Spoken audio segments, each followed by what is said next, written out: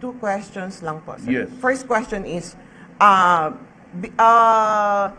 being frank about it, are you behind the impeachment case against Lenny? Do you have Never. something to do about it?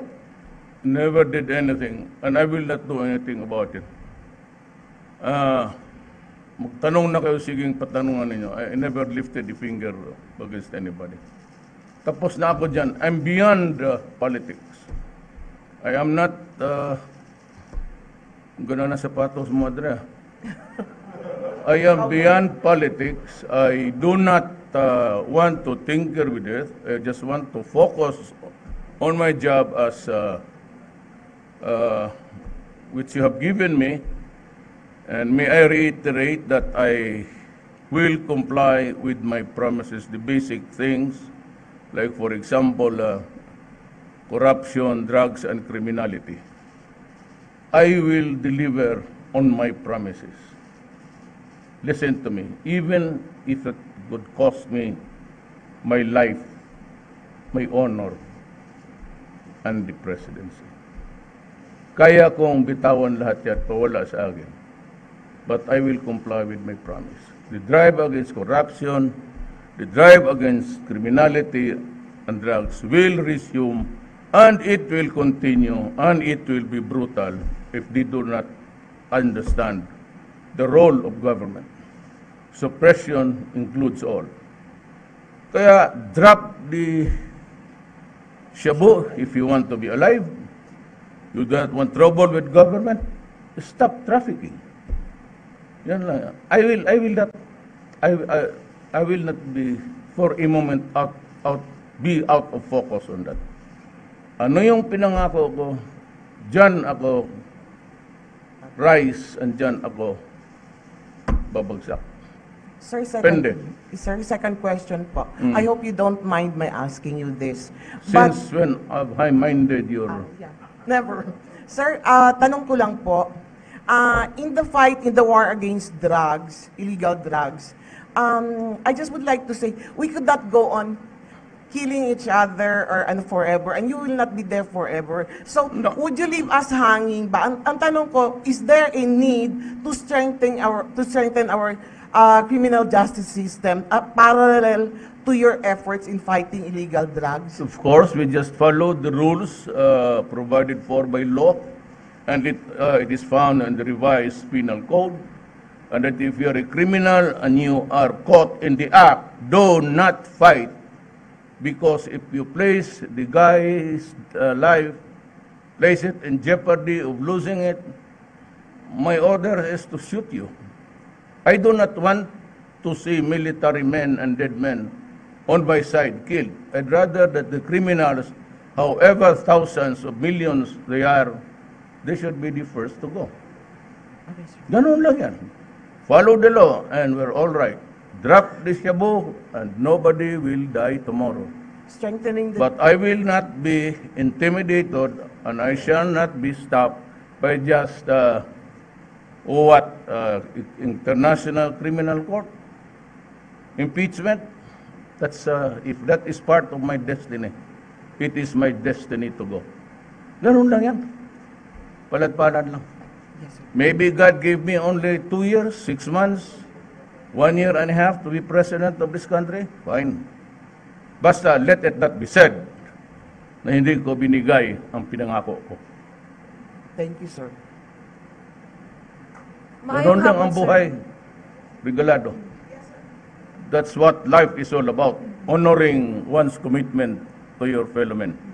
Maayong hapon, Sir. Joy Gumatay po from PTV. Question ko lang, sir, do you think it would negatively impact yung mga planned austere moves against the top officials of the government dun sa improvement under the Duterte administration in the past months? There will be improvement because we are really focused on it. There will be improvement in the area of law and order. Maybe not now, but later when I shall have finished them off, especially the drug lords. No, it's an apparatus. If I do not do away with the drug lords, tapos nandyan yung runners, tapos mas mahirap pa sa atin, hindi na pakialam yan. Pero sir, sa The tingin law nyo- is the law. Kung mahirap ka, runner ka, madidisgrasya ka talaga pag lumaban ka. The only thing really to do is just to surrender with your hands raised up. But there will never be a time that I will condone killing with a criminal or a person arrested with outstretched arms begging for his life, or what would popularly known as extrajudicial killing. Pero sir, itong mga impeachment plans But against you, because the police are not allowed to follow illegal orders.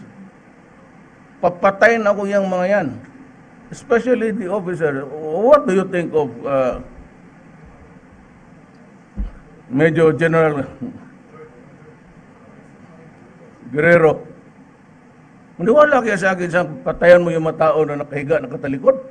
Ako ang babarilin niya. Maybe scalawags. We do not discount the possibility of them killing each other, or scalawags in government who are into drugs and trying to silence the guys that we're dealing with. That is a possibility which I must accept. Pero kung sabihin mo yung mga graduate na, di papayag to.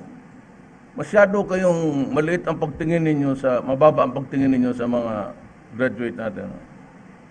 They are not supposed to, that is, pinupokpok na yan sa ulo nila. Day one, sa PMA pati PNP. Do not follow illegal orders. Killing a man kneeling down or hands behind his back. thank you, sir. Pero pagka lumabang ka, my God, bubusin mo yung bala mo. Assalamualaikum, Mayor President. Walaikum salam. May anak, pagbalik ko, magtanong ka ng marami, ha? Pang last ka. Okay, Jun Makuta ko, DZRH sa Mindanao, Mr. President. Gaano na ba kalawak yung opensiba, yung pinsala na opensiba natin sa Abu Sayyaf, Maute, and BIFF? Sa kaso ng Abu Sayyaf, meron pa rin ba silang chance na makapaggawa ng kidnapping, sir? Malawak po. Kaya lang we have go into selective targets. For example, if they are in the midst of populated areas, or they are near where the habitation is quite high, we just cannot do it. That is what it takes us time to do it, because we try to avoid hitting civilians. Kasi kung wala lang civilian, matagal na ito natapos. But just like the communists, every time that they are cornered, they mix with the people, and the people are the water. Kaya sabi they are the fish in the water, because once they merge with the civilian population, barado na you'll just have to stop operation. That is one also of the things that are founded on the military and the police. Do not go into an action where you kill civilians. Same with drugs. It takes time. Puro selective. Only once they are grouped in the mountains, ready for the offensive, and that is where we also marshal our troops and our weapons to challenge them. But once the battle is over and they begin to merge and run to their habitations and houses, the offensive stops. And I will not allow civilians to be killed in the process. Ano ba naman kasalanan ng bata, pati mga babae matanda? So, it behoves upon government to just lunukin na lang nila yung sayang yung panahon na yun, because it ain't the right thing to do. Okay. Thank you, Mr. President. Good afternoon, Mr. President. Ay, ma'am, Hello, kumusta sir. ka? CNN. Si Ina, ma'am. Sir, nasa vacation pa po. Sir, Magtana na? Hindi pa naman po, sir. Sir, do you think the impeachment complaint filed against you, do you think the Vice President Leni Robredo had anything to do with that, sir? Well, I will not be surprised if she is there, or I will not also be, I will not speculate if she is not there. Kasi hindi ako nakikialam sa buhay niya, ma'am. Sana wag niyang pakialamin yung akin. But sa trabaho, okay lang. Wala sa akin yung impeachment. I go by the rules of destiny. what made me, what gave me the presidency was pure destiny. If you consider all the things that happened along the way. And if I get impeached, or if I go to prison, as long as I have the right to select where I should rot for all time, sa Monaco lang ako, ma'am. Basta may view lang ako doon sa beach, tapos may teleskopyo ako, okay na ako. Sir, the reason I ask is because she's been more vocal recently against your war on drugs, sir. Alam mo si Lenny, with all the akala kasi niya ako yung sanagali, ayaw niyang maniwala, diwag. Basta kayo naniniwala lang na, and you can ask any cabinet member and any military man for that matter and police.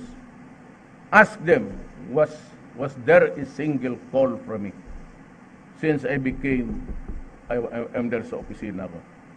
Kung tumawag ba ako minsan kay Senator Soto, tumawag ba ako kay Senator Cayetano, kay General Peña, well, of course, kasi presidential advisory legal.